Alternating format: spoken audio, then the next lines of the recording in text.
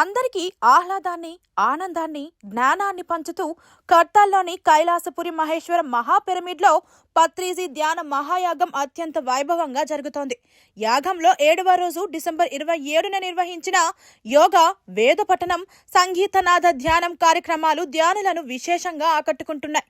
యోగా నిపుణులు వెంకటేష్ యోగా ఆసనాలు, ప్రాణాయామం, ముద్రల గురించి ధ్యానులకు చక్కటి అవగాహన కల్పిస్తున్నారు. అలాగే చైతన్య మాస్టర్ తేజాలు వేద పఠనం అద్భుతంగా నిర్వహించి ధ్యానులకు చక్కటి వేద జ్ఞానాన్ని అందిస్తున్నారు. ఈ కార్యక్రమంలో ప్రతిరోజు బ్రహ్మర్షి పత్రిజీ స్వర్ణమాల పత్రి వీడియో సందేశాలు ధ్యానులను బాగా ఆకట్టుకుంటున్నాయి. అనంతరం శ్రీ రాజరాజేశ్వర నందస్వామిని నిర్వాహకులు ఘనంగా సన్మానించారు. ఈ మహాయాగంలో వివిధ అంశాలపై నిర్వహిస్తున్న ప్యానెల్ డిస్కషన్ కార్యక్రమం అద్భుతంగా కొనసాగుతోంది. థర్డ్ ఐ అంటే ఏమిటి, ధ్యానం ద్వారా థర్డ్ ఐని ఎలా జాగృతం చేయాలి, థర్డ్ ఐతో ఏమిటి ప్రయోజనాలు అనే విషయాల గురించి చక్కగా వివరించి ధ్యానులకు అద్భుతమైన జ్ఞానాన్ని అందించారు.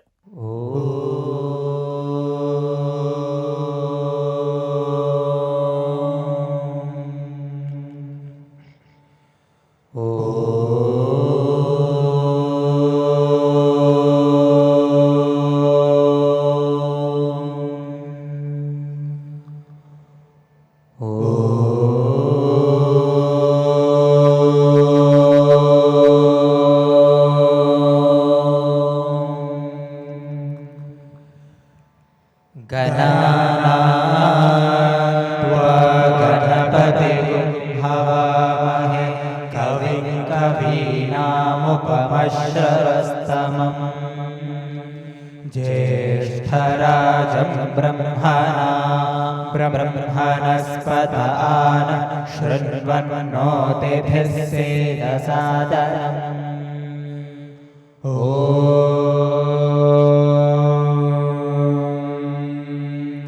प्रणो देवी सरस्वती वाजेभिर्वाजिनीवती धीनामवित्रवत्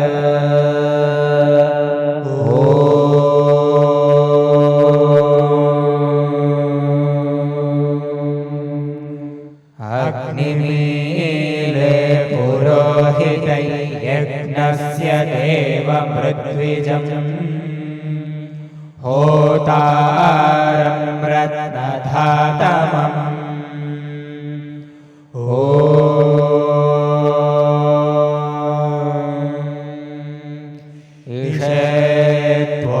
ईशेत्वोच्चेत्वा वायवस्थोपायवस्थदेवो वस्सविता प्रार्थयसि श्रेष्ठतमाय कर्मणे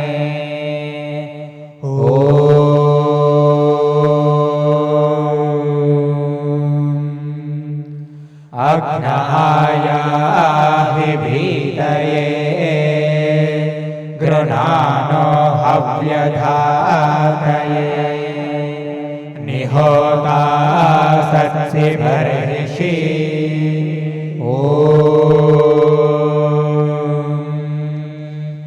ये त्रिशब्दाः पर्यन्ति विश्वा रूपाणि बिभ्रतः वाचस्पतिर्फला तेषाम् तन्वो अद्य दधातु मे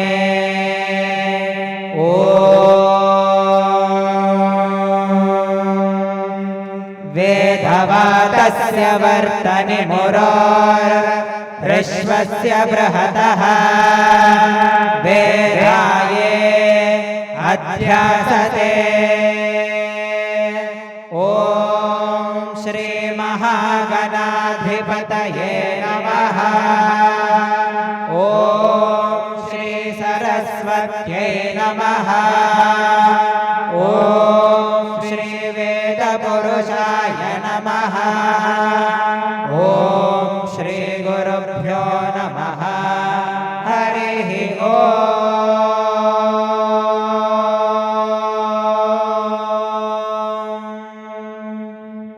ఒకసారి శీతలి చేద్దాం. చెమటలు కొంచెం తీయడం కోసం శీతలి చేయాలి. చేస్తే బాడీలో కూల్ జనరేట్ అవుతుంది.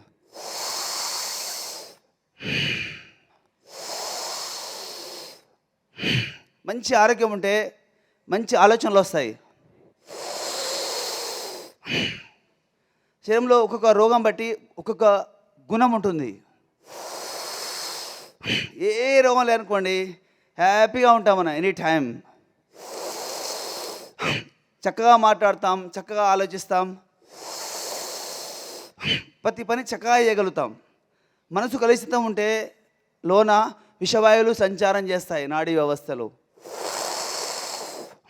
దానివలన ఈరోజు ఎక్కువ ప్రాబ్లమ్స్ వచ్చినాయి. బీపీ, షుగర్లు అంటే కారణం ఏంటంటే మనసుని కలుషితం చేస్తున్నాం కనుక తొందరగా షుగరు, బీపీలు వచ్చేస్తున్నాయి. హైపర్ టెన్షన్ వల్ల హార్ట్ అటాక్ రావడం, హైపర్ టెన్షన్ వల్ల కిడ్నీ ఫెయిల్ కావడం,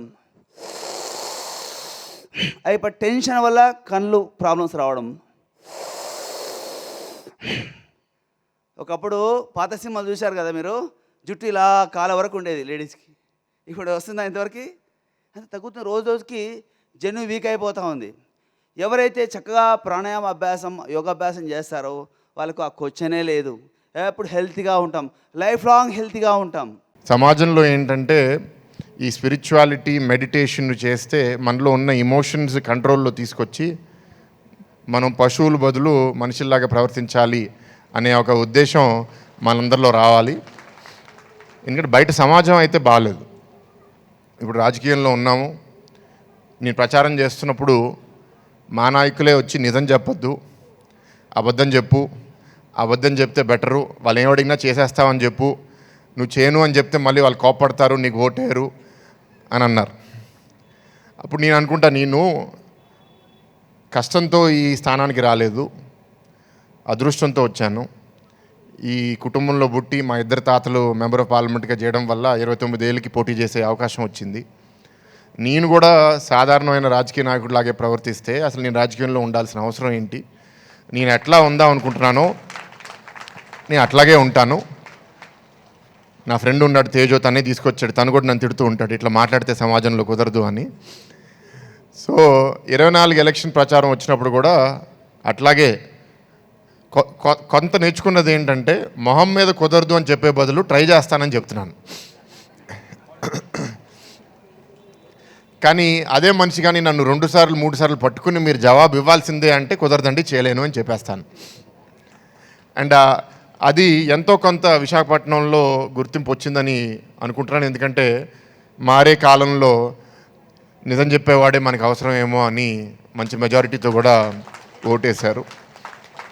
ఇట్లాంటి సంస్థల్ని కోరేది అంటే పత్రిజీ గారు లాంటి గొప్ప ఆయన చనిపోయిన తర్వాత ఇందాక చెప్తున్నారు పెద్దలు విజయభాస్కర్ గారు, ఇది ఆయన చనిపోయే ముందు నెక్స్ట్ ఎవరు ఈ ఆర్గనైజేషన్ కంటే అందరూ పత్రిజీలే అని ఆయన అనడం అనేది చాలా గొప్ప ఆలోచన. సో ఆ బాధ్యత మీ అందరి మీద ఉంది. ఎందుకంటే కొన్ని ఆర్గనైజేషన్స్ గురూజీ వెళ్ళిపోయిన తర్వాత అట్లా మెల్లగా నశిస్తాయి. ముందుగా సభకి నమస్కారం.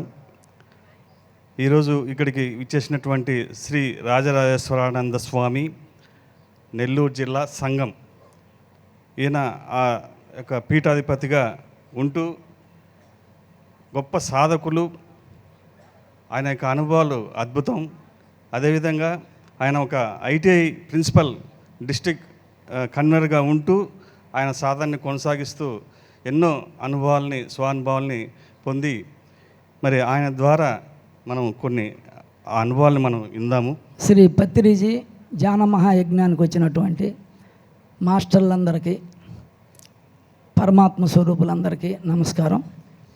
మన జగద్గురు జ్ఞానజ్యోతి శ్రీ సుభాష్ పత్రిజీ గారు ధర్మపత్ని స్వర్ణమాల అమ్మగారికి, దంపతులిద్దరు కూడా నమస్కారాలు తెలియజేస్తున్నా. మన ఈ యొక్క PSSM central trust chairman Vijayabhaskar Reddy గారికి, దామోదర్ రెడ్డి గారికి, మరియు ఈ సాంబశివ గారికి, అదేవిధంగా పిఎంసి ఎండి గారు బాలకృష్ణ గారికి, మారం శివప్ప గారికి, పత్రిజీ కుమార్తెలకి అందరికి కూడా నమస్కారాలు తెలియజేస్తున్నాం. నేను 83 నుంచి నాకు ఈ ధ్యానంలోకి వచ్చాను. నాకు కడపలో ఉన్నప్పుడు కుండలిని లేయటం, అక్కడి నుంచి జ్ఞానం కలగటం, ధ్యానంలోనే రోజు 10 గంటలు నమశివాయ మంత్రం చేయటం, కుండలిని లేసి సహస్రారం తిరగటం, ఇవన్నీ జరిగిపోయినాయి. తర్వాత నేను అనంతపురంలో కూడా 99లో ఉన్నాను, కాలేజీలో లెక్చరర్గా. ఆ సమయంలో అక్కడ పత్రిజీ గారి కార్యక్రమాలు ఉన్నాయి. నేను దూరాన్ని నుంచి ఈయన చూస్తుండేవాడిని. తర్వాత అక్కడ నేను క్లాసులు కండక్ట్ చేశాను అనంతపురంలో 99లో. 2000లో పిఎంసిలో మా పక్కింటి వాళ్ళు తీసుకెళ్తే అక్కడ క్లాసెస్ పిఎంసి సెంటర్లో. తర్వాత అట్లాగా జరిగిపోయి నేను కడపలో సంఘంలో పీఠం నిర్మించి అక్కడ అంతవరకు ఎన్నో ఉపన్యాసాలు ధ్యానాన్ని గురించి చెప్తూ ఉండేది. ఈ పిఎంసి ఇది కట్టాల్లో జరిగాయని చూస్తుండేవాడిని. పిఎంసిలో నా కాడ ఈ విద్య ఉంది, ఈ రహస్యాలన్నీ ఉన్నాయి, ధ్యాన రహస్యాలు. వీళ్ళందరూ ఈ ధ్యానంలో ఉన్నత స్థితిలో మాస్టర్లందరూ సాధన చేస్తున్నారు. వీళ్ళకి చాలా ఉపయోగపడుతుంది నా సాధన, నా అనుభవాలు. అయితే పత్రిజీ గారు, గురువు గారు నన్ను గుర్తిస్తారా, నాలో ఉండే ఈ అనుభవాలు సాధనని గుర్తించి నాకు అక్కడ అవకాశం ఇస్తారా లేదని ఒక 3 years దాంట్లో చూస్తుండేవాడిని ఈ ధ్యాన మహాయజ్ఞాన్ని.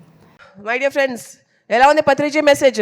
ఎంతో చక్కని మెసేజ్ మనం విన్నాము పత్రిజీ దగ్గర నుంచి. ఆయన చెప్పిన ఇంగ్లీష్ మెసేజ్లో మనకి ఎన్నో లోకాల గురించి వివరించారు ఆయన. సత్యలోక, జ్ఞానలోక అని మనము ఎంతో చక్కని లోకాలకి వెళ్తాము. ఆ లోకాలన్నీ మనము చేరేది ధ్యానం ద్వారానే. ఎప్పుడైతే మనము బుద్ధుడిలాగా ఆ ఎన్లైటన్మెంట్ అనేది ఎప్పుడైతే పొందుతామో అప్పుడే మనం సత్యలోకానికి వెళ్తాము. కానీ ఫస్ట్ మనం తెలుసుకోవాల్సింది ఈ భూమి మీద ఏంటి అంటే, ధ్యానం ద్వారా మనం తెలుసుకోవాల్సింది ఏంటంటే, నేను ఈ శరీరం కాదు, నేను ఆత్మని. ఒకసారి అందరు నాతో చెప్పండి, నేను శరీరం కాదు ఆత్మని. నేను ఈ శరీరం కాదు ఆత్మని. నేను ఈ శరీరం కాదు ఆత్మని. మనస వాచ కర్మణ నమ్మాలి ఈ విషయం. ప్రతిసారి మనకి మనం గుర్తు చేసుకుంటూ ఉండాలి. ఎందుకంటే ఎప్పుడైతే మనం చనిపోతామో, ఈ బాడీని ఎప్పుడైతే వెకేట్ చేస్తామో, మనం ఒకవేళ ఈ శరీరానికి కానీ, మన భౌతిక జీవితానికి కానీ, మన కుటుంబానికి కానీ ఎక్కువ అటాచ్మెంట్ అయిపోతే మనం ఇక్కడిక్కడే తిరుగుతూ ఉంటాము. డిటాచ్మెంట్ నేర్పించేదే ధ్యానము. పత్రిజీ పదే పదే చెప్తూనే ఉన్నారు, మనం ఈ శరీరం కాదు, మన ఆత్మ అని చెప్పి. సో అలా మనకి డిటాచ్మెంట్ అనేది నేర్పిస్తున్నారు. మనం ఎంతవరకు అటాచ్మెంట్ ఉన్నాము, ఎంతవరకు డిటాచ్మెంట్ ఉన్నామో ఒకసారి మనల్ని మనం ప్రశ్నించుకుందాము.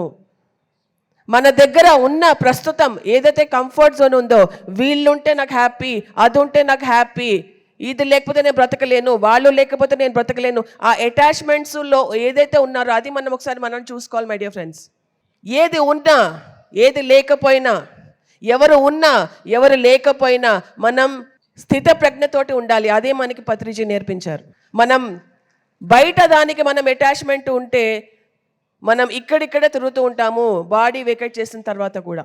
ఈ శరీరంతో, మన ఫ్యామిలీతోటి, ఈ భూమి మీద ప్రతి దానితో, మన ఆస్తులతోటి మన అనుకుంటాం. ఇక్కడ మన ఏది లేదు, అన్నీ డిటాచ్మెంట్ చేసుకుని పైకి పోవాల్సిందే అని చెప్పేసి అన్నారు.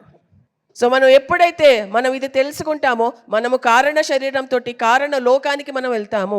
అక్కడ మనం డిసైడ్ చేస్తాం నెక్స్ట్ జన్మ ఎక్కడ తీసుకోవాలి, ఎలా తీసుకోవాలి, ఎవరి దగ్గర తీసుకోవాలి, ఏ దేశంలో తీసుకోవాలి, ఏ రంగులో తీసుకోవాలి, ఏ జాతిలో తీసుకోవాలి, ఏ దేశంలో తీసుకోవాలని చెప్పి. ఎప్పుడైతే మనం ఎన్లైటన్మెంట్ పొందుతామో మనం మహాకారణ శరీరం, మహాకారణ లోకానికి వెళ్తాము. అక్కడ మనకి ఇందాక సజ్జనులు అన్నారు కదా, అక్కడ సత్ ఆత్మలతోటి మనము సజ్జన సాంగత్యం చేస్తాము. మనకి సంబంధించిన ఆత్మలు, మనకి ఎవరైతే నేర్చుకునేది ఉందో ఆ ఆత్మలతోటి మనం అక్కడికి వెళ్ళి కలుస్తాము. అక్కడ కూడా గ్రూపులు ఉన్నాయి. సో మరి మనకి పిరమిడ్ స్పిరిచువల్ సొసైటీస్ మూవ్మెంట్కి ఒక కొత్త పదం ఇచ్చారు కదా. అప్పుడు ఏంటిది? పిరమిడ్ సజ్జన సాంగత్య మూవ్మెంట్. చెప్పండి ఒకసారి, పిరమిడ్ సజ్జన సాంగత్య మూవ్మెంట్. సో ఇలాగా మనకి ఏం చెప్పారంటే, సజ్జనులు అంటే ఎవరంటే సత్యాన్ని ఎవరైతే జీవిస్తున్నారో వాళ్ళు సజ్జనులు. వాళ్ళతోటి సజ్జన సాంగత్యం చేద్దాము. పిరమిడ్ మాస్టర్స్ అందరూ సజ్జనులే, అందుకే మనం అందరం కలిసి సజ్జన సాంగత్యం చేస్తున్నాం. పిరమిడ్ స్పిరిచువల్ సొసైటీస్ మూవ్మెంట్లో 3 ముఖ్యమైన ఉన్నాయి. ఒకటి ధ్యానం, ఒకటి స్వాధ్యాయం, ఇంకొకటి సజ్జన సాంగత్యం. ఈ 3 ఖచ్చితంగా మనము చెయ్యాలి. ఆయన ఒకానొకప్పుడు ఒక 3-2-1 అనే కాన్సెప్ట్ చెప్పాడు. 3-2-1 అంటే 3 గంటలు ధ్యానం చెయ్యాలి, 2 గంటలు స్వాధ్యాయం చేయాలి, 1 గంట సజ్జన సాంగత్యం చేయాలి. 3-2-1 ఎంతో ప్రాముఖ్యత ఇచ్చారు ఆయన ఈ 3టికి. కానీ మొట్టమొదటి ధ్యానము, 2వది స్వాధ్యాయము, 3వది సజ్జన సాంగత్యం. సజ్జనులతోటి సజ్జన సాంగత్యం చేద్దాము. ఎవరైతే నేర్చుకున్న వారు ఉన్నారో, ఎవరికైతే జ్ఞానం ఉందో ఆ జనులతోటి, ఆ సజ్జనులతోటి మనం సజ్జన సాంగత్యం చేద్దాము. ఇంకా ఇంకా నేర్చుకుంటూనే ఉందాము. 7th క్లాస్లో ఏదైతే నేర్చుకోవాల్సింది ఉందో ఆ సజ్జనులతోటి ఇంకా నెక్స్ట్ క్లాస్కి వెళ్తాం. 8th క్లాస్లో సజ్జనులతో మనం నేర్చుకుందాం. ఇంకా నెక్స్ట్ క్లాస్కి వెళ్తాం. అది నేర్చేసుకున్నామా నెక్స్ట్ క్లాస్కి వెళ్ళండి, అది నేర్చేసుకున్నామా నెక్స్ట్ క్లాస్కి వెళ్ళండి. అక్కడే ఉండిపోకండి, నెక్స్ట్ క్లాస్కి వెళ్ళండి, ఇంకా నేర్చుకోండి, ఇంకా ఎదుగుదాం. అది సజ్జన సాంగత్యం అంటే. సో అలా మనకి పత్రిజీ ఎంతో చక్కని విశేషాలు ఇవాళ చెప్పారు. ఎంత బాగుంది కదండి. సజ్జనులతోటి సజ్జన సాంగత్యం చెయ్యండి, స్వాధ్యాయం చెయ్యండి, ధ్యానం కంటిన్యూస్గా రెగ్యులర్గా ప్రాక్టీస్ చెయ్యండి. అలాగా మెల్లిమెల్లిగా మనం ఒక్కొక్క లోకం దాటుకుంటూ మనం పైకి వెళ్తాము. ఆఖరికి సత్యలోకానికి వెళ్తాము. వెళ్ళాలని ఉందా లేదా సత్యలోకానికి? మరి పత్రిజీ చెప్పింది సేమిరా మనం పాటించాల్సిందే, మనం ఖచ్చితంగా పాటించాల్సిందే. పాటించాలా వద్దా? పత్రిజీ చెప్పింది. సో ఎప్పుడైతే మనం ఆయన అడుగుజాడలో నడుస్తామో సత్యలోకానికి ఖచ్చితంగా మనం చేరుకుంటాము. ఈ జన్మను ఆఖరి జన్మ చేసుకుంటాము. So thank you so much my dear friends for this wonderful message of Patriji.